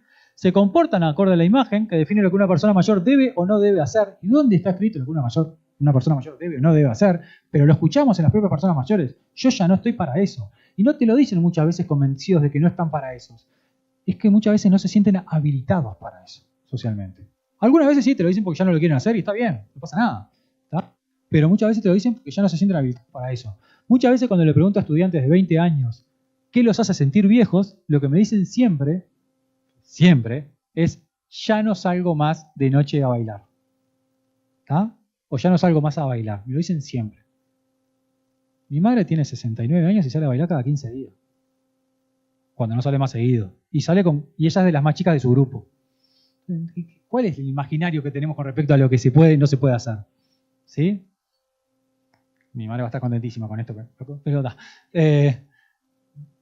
Bueno, infraestimar capacidades físicas y mentales favorece una prematura pérdida de la independencia. Es decir, cuando yo creo que el otro es menos de lo que es, genero situaciones para la pérdida de la independencia y afecta a la salud mental. Lo que hay que entender es que la persona cuando deja de hacer, además se siente mal, sufre psíquicamente, la pasa mal. ¿No? Este es un estudio, porque ahora les voy a mostrar otro dato un poquito más terrible, pero un estudio de Westerfeld que es bastante reciente, lo que plantea es que el edadismo cotidiano, es decir, estar enfrentándose a estas situaciones de edadismo cotidianamente, se asocia a la mala salud física y mental y a una peor percepción de la calidad de vida. Es decir, la gente que está en entornos edadistas tiene una peor percepción de la calidad de vida de aquellos que no lo están. Porque hay entornos que no son edadistas, vamos a entendernos, ¿no? Bueno, hay una relación bastante directa entre esto.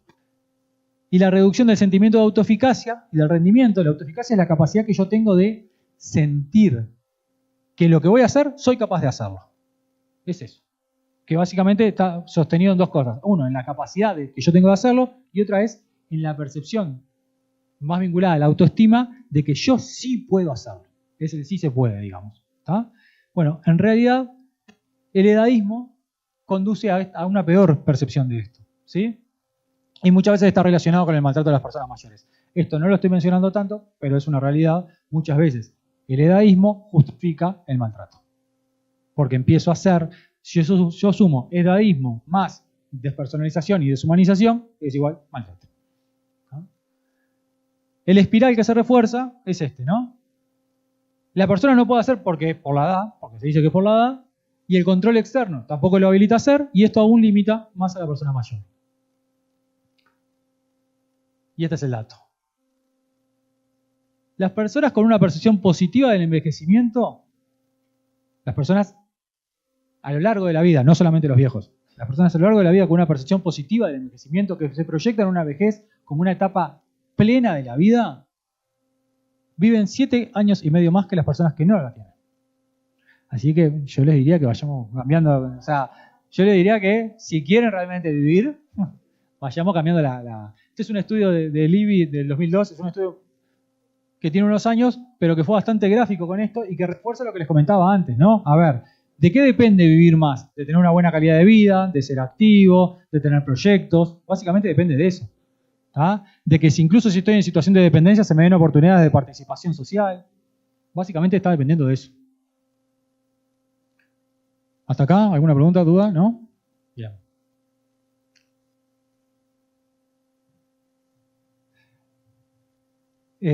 Bueno, el daño sistémico, consecuencias para el cuidado. Ahora le voy a pasar un poco rápido, pero ¿qué consecuencias cuando yo estoy cuidando de una persona mayor, sobre todo una persona mayor que pueda estar en situación de dependencia, tienen la presencia de los estereotipos? Una es esto, la biomedicalización del envejecimiento. ¿Tá? Es trato con el otro para curarlo, para arreglarlo, para que sobreviva, no para que viva. Me interesa que sobreviva. Y eso no es vida. De hecho, justamente uno de los mandatos del envejecimiento saludable es ya logramos que la gente viva más. ¿Qué es lo que vamos a hacer con esos años que ganamos? ¿Está? Pero bueno, las prácticas edadistas lo que conducen es a esto, a centrarse en los aspectos deficitarios, entonces lo que pretendo es que la gente sobreviva nada más. Y un alto nivel de estereotipo genera prácticas sobreprotectoras o autoritarias, centradas en abordar lo que falla. ¿Está? A ver, te tenés que bañar ahora. ¿Por qué? Porque yo lo digo. Ok, toda la vida me bañé a las 5 de la mañana. Son las 2 de la tarde. ¿Por qué? ¿Entiendes? Porque yo lo digo. Ok, esa práctica es autoritaria. No estoy diciendo que no pueda la persona bañarse a las 2 de la tarde. Lo que estoy diciendo es que lo tengo que poder construir con el otro al cambio de la rutina, en todo caso. Y si puedo respetar su rutina, es lo ideal. Porque yo, parece una bobada, pero yo elijo a la hora que me quiero bañar. Elijo cuándo me quiero bañar, dónde me quiero bañar y en qué orden me quiero bañar. ¿Dónde está el problema en que el otro lo puede elegir? ¿Ah? El aumento de la dependencia por desuso que confirma el estereotipo. En la medida que yo dejo de hacer cosas, eso me genera una pérdida funcional. Y esa pérdida funcional, por desuso de la función, genera la espiral. El cuidado infantilizado, del que ya estuvimos hablando. Desestimar procesos patológicos por considerarlos parte de la vejez. Y este es un concepto clave. Si yo estoy rodeado de personas mayores que tienen algún nivel de dependencia, me cuesta, y pienso que todas las personas mayores con las que estoy trabajando son enfermos, por ejemplo, por plantear el estereotipo, me como procesos patológicos reales. A la persona la veo ahí, no sé, mirando para abajo, un poco triste, alguna vez lloró, ¿tá? Estará triste, le pasará algo, ya se le va a pasar, está vieja. Y me comí una depresión del tamaño de una casa, por ejemplo, que va a generar un impacto, por ejemplo, a nivel cognitivo, que están bastante relacionados, ¿sí? Y no hago un abordaje a tiempo de eso. ¿Por qué? Basado en la idea de que, y bueno, que el viejo esté un poco triste, un poco solo, y es lo esperable. ¿No? Atender solo aspectos físicos que se imponen en los vinculados a la salud mental. Esta cuestión, a ver, sí, una persona que necesita pañales, una persona en silla de rueda, te rompe los ojos, pero una persona que está triste o que está callada mucho más tiempo, no me rompe tanto los ojos. Y tiene que ver con la salud mental. Y es algo que tengo que poder abordar. Y tengo que poder realmente prestar atención a eso. De hecho, se habló hasta el cansancio, ¿no? Que la pandemia trajo problemas graves, pero trajo mucho más problemas de salud mental que otra cosa también. ¿Ah? Y cuidados que no consideran derechos como la privacidad, la intimidad y la confidencialidad. Ejemplo bien claro, en los residenciales esto lamentablemente pasa con más frecuencia de la que a mí me gustaría. Uno puede ir caminando por un pasillo y encontrarse con una puerta de un baño abierto y una persona bañándose. O que la están bañando. Uno puede pasar por una habitación y por la puerta de una habitación y te podés encontrar con una persona que la están cambiando en la cama. ¿Está? Intimidad, privacidad, buena suerte y nos vemos. O una persona que tiene la puerta cerrada y la acción es, más vale pedir perdón que pedir permiso. Me mando para adentro. A ninguno de nosotros nos gustaría que nos pase eso. ¿No? Y la confidencialidad. Si yo logro efectivamente, tuve el milagro de lograr establecer un vínculo de confianza, un vínculo fuerte con esa persona que me cuente cosas personales de su vida y yo después las ando repartiendo abiertamente, incluso con otros residentes, voy a tener un problema. Bueno, ahora de lo que se trata, las teorías nuevas, es de personalizar y humanizar el cuidado, ¿no? Tratar de salir de esto para tratar de personalizar y humanizar el cuidado. El plan de tratamiento, ya hablamos de los síntomas, hablamos de las consecuencias. ¿Cómo tratamos esto? Educación intergeneracional, que es algo de lo que venimos hablando. ¿Cómo se habla de las personas mayores y cómo se trata en los medios de comunicación? Hay que cambiar una narrativa pública de un envejecimiento más activo y en positivo y más individualizado. Las prácticas, cómo se organizan las prácticas y los servicios profesionales. Y entender que esto es una cuestión de compromiso individual y social, porque como decíamos al principio, si todo sale bien, todos vamos a llegar a viejos. La vejez tiene eso, es una etapa abstracta para todos porque ninguno la vivió, pero la que si todo sale bien, todos vamos a llegar. Solidaridad intergeneracional es el primer punto para el cambio. ¿Tá? Si yo considero que las personas mayores pueden ser un modelo, pueden transmitir valores, pueden transmitir formas de hacer, ¿tá?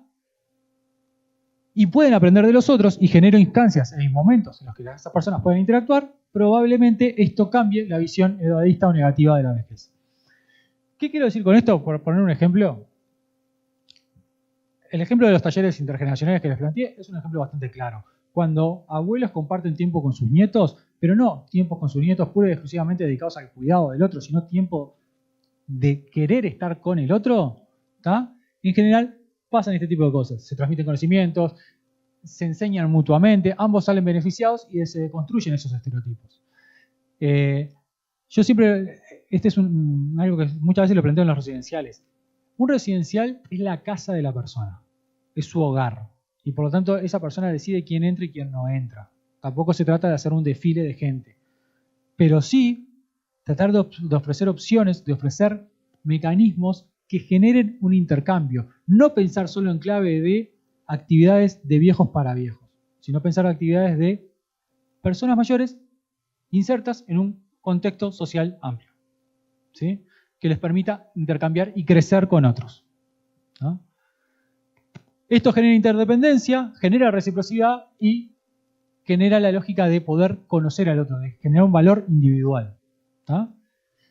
Y esto que les comentaba al principio, si muchos estudios señalan que los estereotipos negativos bajan a partir de los programas intergeneracionales o del intercambio intergeneracional, y muchos de los estudios lo que marcan es que las personas mayores tienen mejor calidad de vida cuando están en contacto con generaciones previas, con contacto frecuente con generaciones previas, no vemos por qué no hacer esto, o generar programas y proyectos que tiendan a esto. Como un principio para que la vejez no sea algo ajeno, sino que sea algo integrado en la sociedad. Cambiar la narrativa. El lenguaje que usamos construye nuestra realidad, ¿sí? Y acá, ya hasta casi desde el enojo, cuando yo leo geriátrico, empiezo a transpirar, ¿tá? Cuando leo casa de salud, escucho casa de salud, me voy directamente al inicio del siglo XX. Ahora, cuando leo carteles que dicen guarderías para la tercera edad, y hay muchos carteles de esos, no quiero ofender a nadie, ¿tá? Levanto 200 de fiebre. ¿Entendemos el concepto de guardería? No, creo que no lo tengo que explicar, ¿no? ¿Entendemos el concepto de guardería? ¿Desde qué lugar pensamos a la persona cuando está pensando un concepto de guardería? O sea, y entendemos el concepto de la asimetría. Si es una guardería, es un ser humano que está decidiendo que otro ser humano sea guardado en ese lugar. Es aberrante, chiquín. O sea, es aberrante. No hay otra forma de entenderlo. O sea, la concepción que encierra de infantilizar a la vejez es bastante difícil de entender en este momento. El geriátrico, yo les comentaba, geriátrico viene de geriatría, y la geriatría es el estudio de las enfermedades en la vejez. Así como un geriátrico es un lugar donde van los viejos cuando están enfermos. ¿Tá? La realidad es que, a ver, sí, muchas de las personas mayores que están en los residenciales tienen algún nivel de dependencia. Nadie lo está negando. ¿Pueden tener patologías? Nadie lo está negando. Hay muchas personas que no, primero que nada. Segundo, si yo hago énfasis en las enfermedades y no hago énfasis en las personas, construye un modelo de atención alrededor de eso, que también es para rever. ¿Ah? La casa de salud va en la misma línea. Ya lo sabemos. Acá hablamos de hogares, hablamos de residencias o de establecimientos para personas mayores. Acá hablamos de eso. Pero muchas veces en los medios aparece esto otro. ¿Ah? Lo escuchamos cotidianamente. Cuando las personas hablan cotidianamente, yo, que conozco bastante gente que por mi edad, que están empezando a pensar con sus familiares si van o no van a una residencia, hablan de la casa de salud. La voy a internar en una casa de salud, es la frase. Entonces, si ya estoy pensando en la voy a internar, es un ambiente hospitalario, no lo decide, y estoy pensando en las enfermedades. Punto. No estoy pensando en la calidad de vida de la persona. Y hay otras expresiones como lo que decíamos, nuestros mayores, abuelos, abuelitos, mi amor, ancianos, vamos a vestirnos como si fuéramos los dos a vestirnos. No, se va a vestir él. No, yo no me voy a vestir. Yo estoy vestido. ¿Está? Los diminutivos, ay, vení, levantá el bracito. Sí. ¿Está?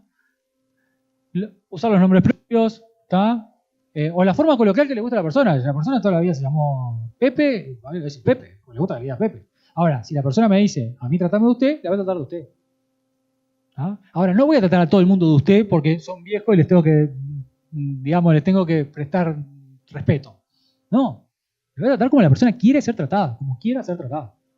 De hecho, muchas personas mayores te piden que las trates de usted y muchas otras personas mayores te dicen, por favor no me trate de usted, me hace sentir más vieja. Te lo dicen así. ¿Ah? Y en las acciones las hace la persona, te ayuda a vestirte, no vestirte. ¿Ah? Y acá les traje como un ejemplo un estudio que se llama Influencers, es un estudio muy reciente de Fundación Matía, que identificó dentro de lo que es en esto de la narrativa, ¿no? El 22% de noticias que investigó de España, de 2 años en España, con más de 1.500 noticias, plantean una narrativa negativa de la vejez, un 52% plantean narrativas neutras y un 15% solamente narrativas positivas. ¿Tá? Y la mayoría de las personas mayores aparecen como una cifra, la cantidad de personas mayores que tienen demencia, por ejemplo, ¿tá? Como una víctima del cuento del tío, lo estamos viendo todos los días, ¿sí? Como un paciente que está recibiendo un tratamiento, o un beneficiario de una política pública. Pero son muy pocas las noticias que aparecen en función de los logros, los desarrollos, los desafíos que enfrentan las personas mayores o que quieren desarrollar las personas mayores. ¿Tá? El otro día, mirando algunos diarios en Uruguay, están empezando a aparecer bastante más frecuente como sectores del diario en el que desarrollan noticias que tienen que ver con salud y bienestar de las personas mayores. Pero es más en la lógica de qué es lo que puedo hacer para envejecer activamente, saludablemente y demás. No es que estén más centrados en lo que tengo que hacer y no tanto en lo que las personas mayores ya están haciendo. ¿Tá? Para envejecer activamente. Igual es mejor que nada, ¿no? Yo muchas veces, esto se los dejo como ejercicio para la vida, pero empiecen a buscar noticias vinculadas a las personas mayores y les aseguro que la mayoría de las fotos son la 1 y 2 de lo que vimos hace un rato, no la 3. ¿No? Bueno, estamos en la década del envejecimiento saludable, por si no lo sabían, calculo que sí, pero bueno, 2020-2030, década del envejecimiento saludable, y lo que plantean es que hay que cambiar la forma de trabajar con las personas mayores, ¿tá? Que hay que asegurar que las comunidades fomenten las habilidades de las personas mayores, dar oportunidades, ¿tá? Que hay que brindar cuidados de calidad y personalizados, y que hay que brindar oportunidades centradas en la persona, ¿sí? Y esto se plantea en términos de cadena de servicios. Por eso estamos todos involucrados. No lo tengo que pensar solamente cuando llega a un residencial, no lo tengo que pensar solamente cuando está en la casa, no lo tengo que pensar solamente si va o no va al club de abuelos, al centro de día, al comunal. Lo tengo que pensar en términos de cadena de servicio y de profesionales que comparten una misma perspectiva. Si yo voy al médico me tratan de una forma, voy al centro de día me tratan de otra, en mi familia me tratan de otra, es muy difícil para mí adaptarme a cada circunstancia. Tengo que lograr que todos compartamos una misma perspectiva. Por eso es tan importante la sensibilización. Y yo ya sé que estoy medio corto de tiempo, ¿no? Por las caras de ustedes de cansancio, creo que estoy un poco corto de tiempo. Voy a tratar de hacerlo lo más breve posible, pero bueno, es como la parte final. Es decir, para un buen trato, para un trato no edadista, lo que plantea Fundación Matía, con un documento que se los recomiendo, que básicamente es la ruta del buen trato, se llama, ¿sí? Plantea 8 asuntos importantes. Primero tiene que ver con lo que acabamos de hacer hoy. La mirada y las creencias. Pensarnos en qué es lo que creemos de las personas mayores y qué creemos, cómo tengo que cuidarlas. Primero mirarme, básicamente. Conocer y reconocer la historia del proyecto vital de la persona. No es tan difícil pensar que las intervenciones tienen que partir de construir con el otro un proyecto de vida. ¿Tá? Un para qué me levanto todas las mañanas. Básicamente. Porque eso nosotros lo tenemos. Y es nuestro derecho tenerlo. ¿Tá? Mantener el control para que esto tenga sentido. Fomentar la independencia funcional. Prevenir, ¿tá? Y garantizar los derechos. Garantizar el derecho a la intimidad, al espacio personal, al espacio corporal. ¿Tá? Si la persona quiere estar sola, tampoco es un problema. Siempre y cuando yo esté lo suficientemente cerca como para saber que la persona quiere estar sola, elige estar sola. No la estoy dejando sola. ¿Sí? Que la vida sea significativa, que tenga propósito, que busque el bienestar diario. Les planteaba el ejemplo hace un rato del aprendizaje intergeneracional con los niños y las personas mayores, lo hicimos con un residencial, y una de las cosas que dijeron las personas mayores es, una persona mayor fue muy gráfica, yo acá venía a morirme, el proyecto me dio la posibilidad de tener un propósito, un para qué. O sea, yo quería que llegaran los martes porque para mí tenía sentido. Y yo quería juntarme con fulanita, fulanita, fulanita, armar cosas para cuando venían los niños el martes. ¿Ah? Y la comunicación. Empatía, validación y compasión.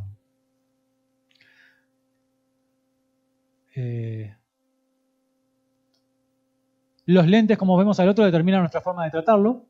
¿Tá? Tengo que poder conocer al otro.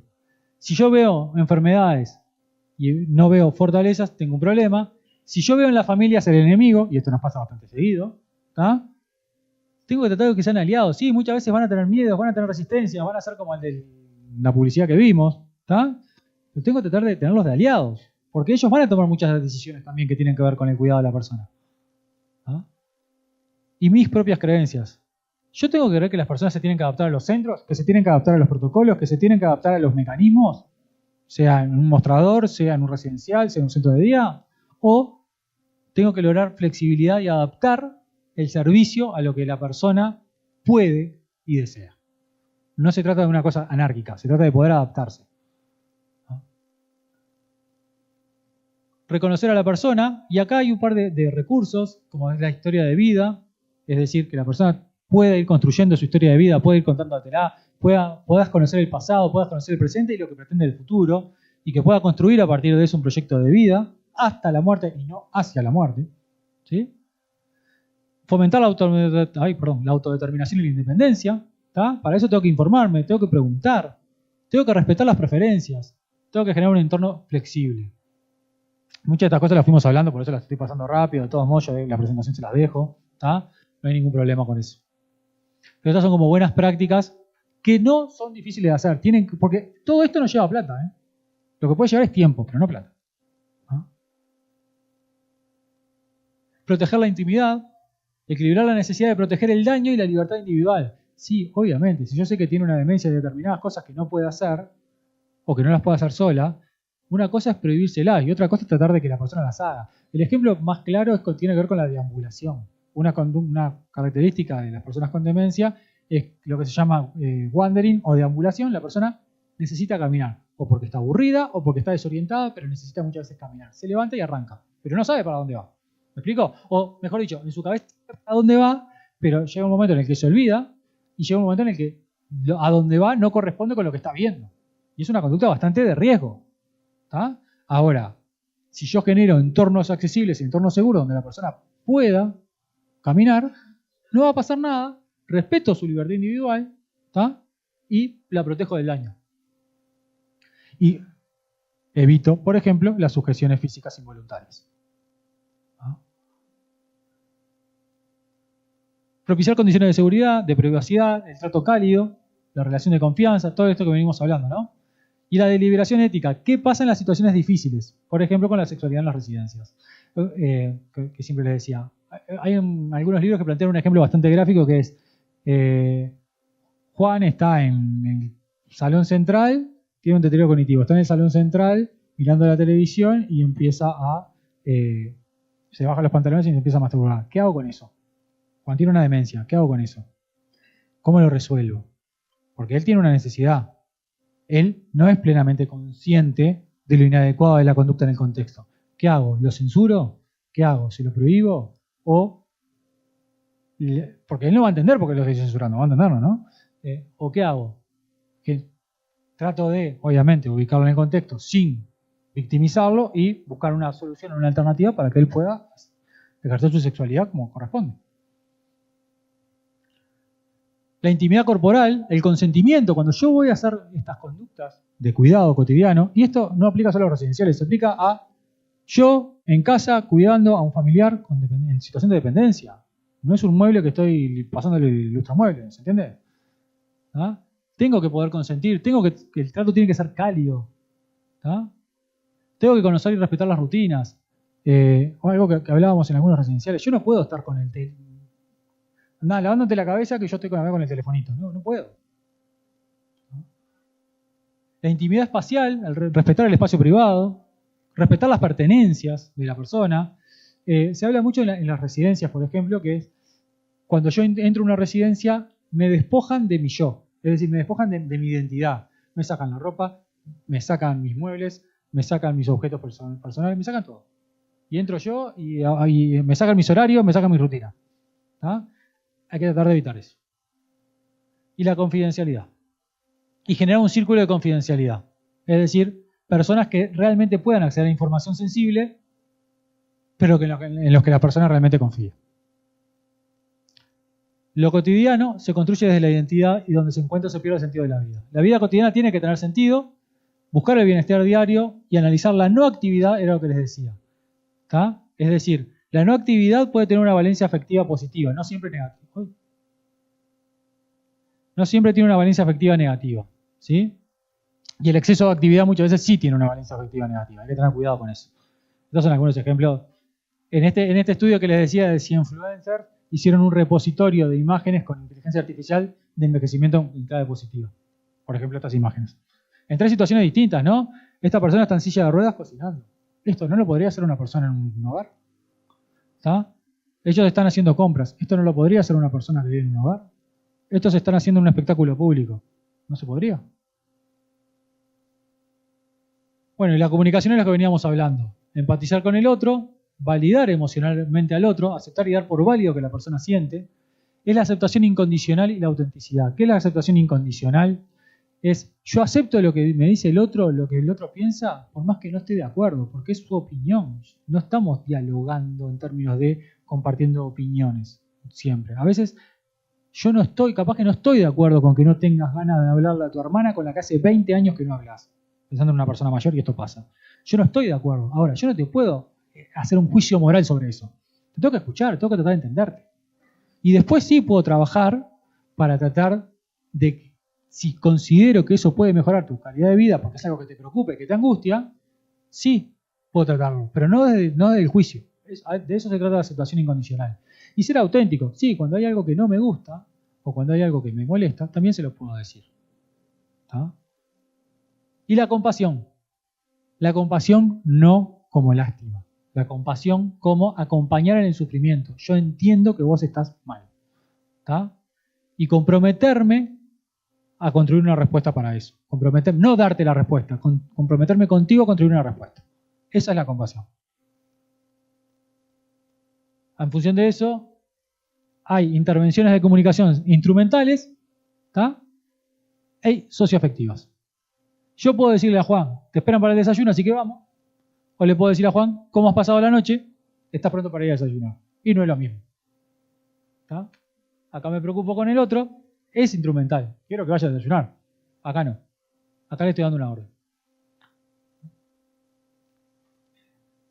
Ya casi terminando. Los saberes, preconceptos e ideas respecto a lo que implica el proceso de salud y enfermedad y el envejecimiento, la vejez y la tarea de cuidados en sí se dan en las prácticas, procedimientos técnicos e interacciones. Lo que dije al principio. Lo que yo hago está claramente influido por lo que creo, por mis ideas, por cómo considero que es la salud y enfermedad, si considero que las personas mayores están acá, o están en un continuo, ¿tá? Cómo vivo la vejez, cómo vivo mi vejez, ¿tá? Cómo proyecto mi vejez, va a influir en lo que hago. Y ahora sí, a modo de cierre, me pareció bastante gráfico, para repasar, ¿tá?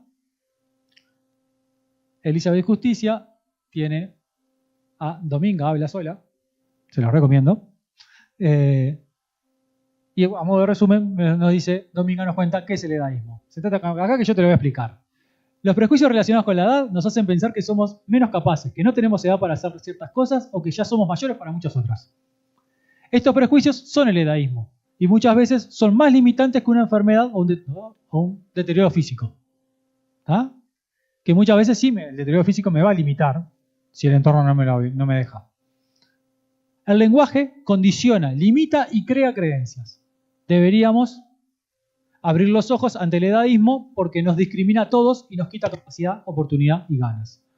Por lo que si decidimos no hacer algo, que sea porque no queremos, o no nos gusta, no nos apetece o no podemos. Pero no porque nos dicen que no lo podemos hacer o porque ya no somos mayores para eso.